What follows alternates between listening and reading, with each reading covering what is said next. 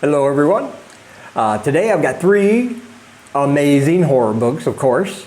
And these ones are great for a dark and stormy night.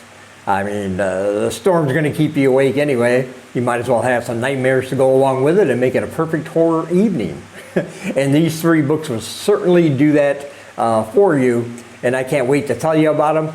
But as a reminder, I have horror books for sale. They're only $1 each. There's a link down below in the description if you want to purchase any of those. My next exclusive horror story for Patreon is going live in just a couple days. And if you want to get in on that, there is a link down below for my Patreon. You can check it out, see what other benefits you can get. And don't forget to pick up your Read More Horror t-shirt. There are many colors and sizes available. And of course, as always, there's a link below for that. All right, let's get started. So the first book I want to talk about today is called Hawk Mountain.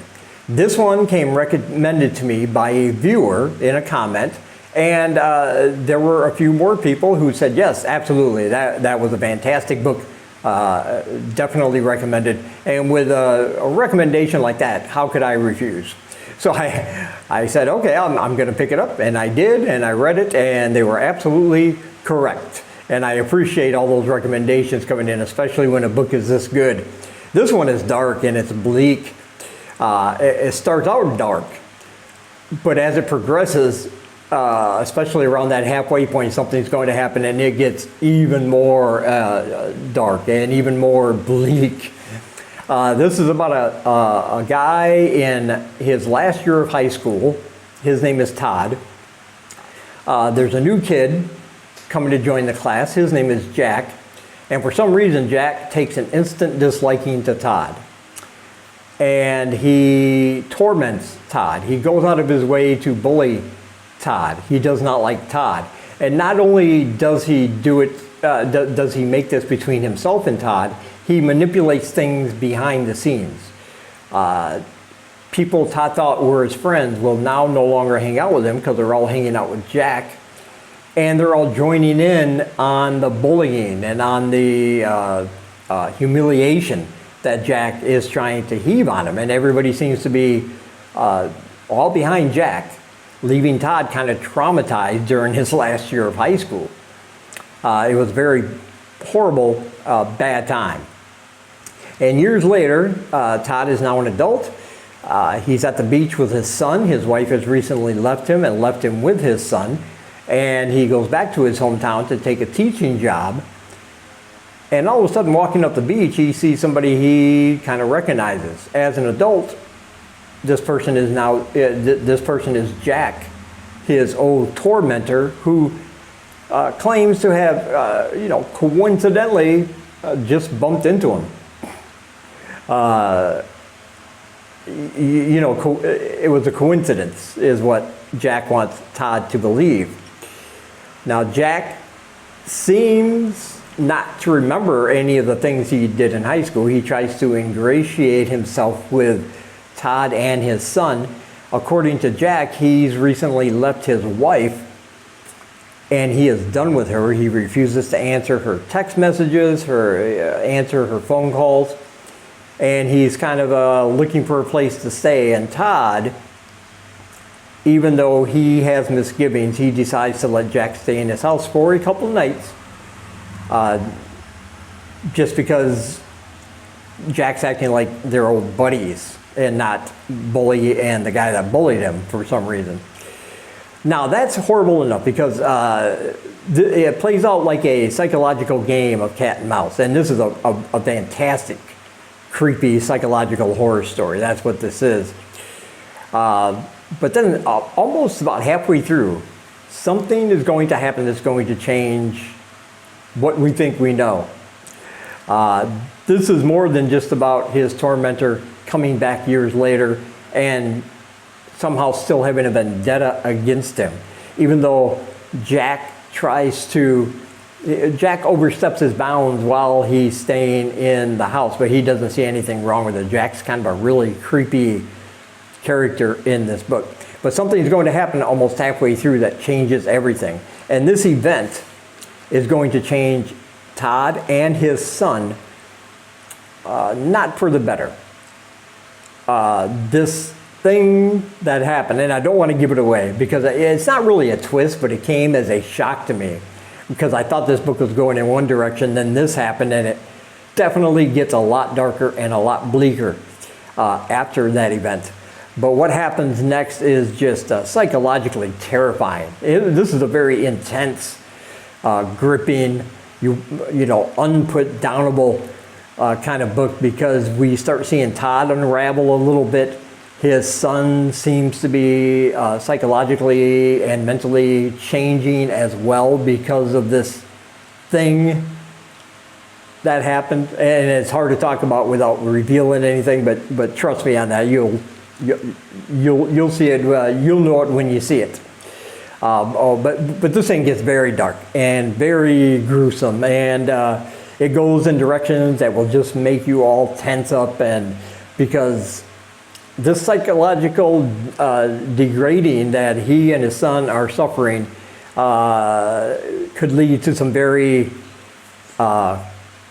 violent and creepy circumstances. Let me just put it that way. This is definitely a fantastic book, and one that I'm absolutely glad was recommended to me. Yes, I highly, highly recommend it.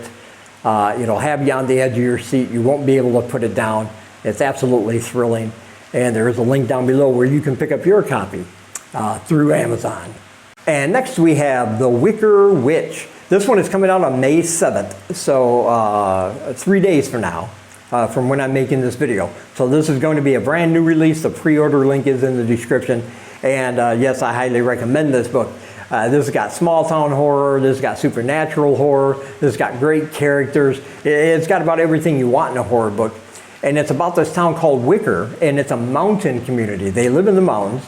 The families that live there, they've lived in that, they lived on that mountain for generations after generation after generation. Like, they're born there, even if they leave, they always come back, and they're probably gonna die there. Now, even though this town has all the modern amenities most towns have, they do not really communicate or rely on outside help. They believe in taking care of their own. They're not ostracized from the main world, but they choose not to deal with anybody from any other town or anything like that. Anything that happens, they can handle on their own. And one day there's a huge storm, and it creates this massive mudslide that causes a lot of death and destruction. But it also does something else. It wakes up something in the woods, something that has been there even longer than their family members from, hundreds of years ago when it was first founded. And when this thing wakes up, it decides that this mountain is its. That the whole mountain belongs to it, and it will stop at nothing to claim that mountain. And even if it has to slice and dice and rip and tear through every single person in that community to get its way, that's what it's going to do. And the thing I like about this book is, like I said, it is small town horror. But the characters, because they've been there for so long, there are certain feuds that are going on between some families, and that is going to be evident as the book goes along. But these are not just one-note standard characters. The characters are actually really, really good, really well developed. They're very interesting. You want to read about them. And so when some of these deaths occur, it comes as kind of a shock because they were written so well, and you didn't want to see that happen. And there is going to be a lot of blood. There are going to be a lot of body parts as this thing awakens and decides it doesn't want any people on its mountain. So how is this town going to deal with this? Are they going to be able to get rid of this evil, or are they going to have to move after being there for all that time? So they don't become monster meat, I guess you can say. But it's all very exciting. It's a great supernatural horror. It's filled with thrills. It's filled with chills. And again, it's one of those books you won't want to put down because it's just so damn good. I absolutely loved it. And of course, I highly recommend it. And there's a link down below where you can pick up your copy through Amazon. And next we have an anthology. This is the third anthology by this author that I reviewed. This is his latest one. It's called Cursed. Oh man, the thing I love about his anthologies is that he takes some things from his real life as an award-winning videographer for National Geographic, all the adventures he's had around the world, and he takes some of those events and circumstances and he turns them into horrific tales that you're just fascinated by. And this one is no exception. This one, what I like is that some of these stories actually have a happy ending, kind of. Most of them don't. I want to clear that up right away. But some of them do. He's taken a more positive approach maybe to the horror. That doesn't mean they're any less good, because they absolutely are great. But it's just a different style than what we're used to from the other two books. But here's the thing why I like this author's anthology so much, is that when you're reading it, it feels like you're sitting down across from him at a campfire, and he's a great storyteller, and he's telling you these stories.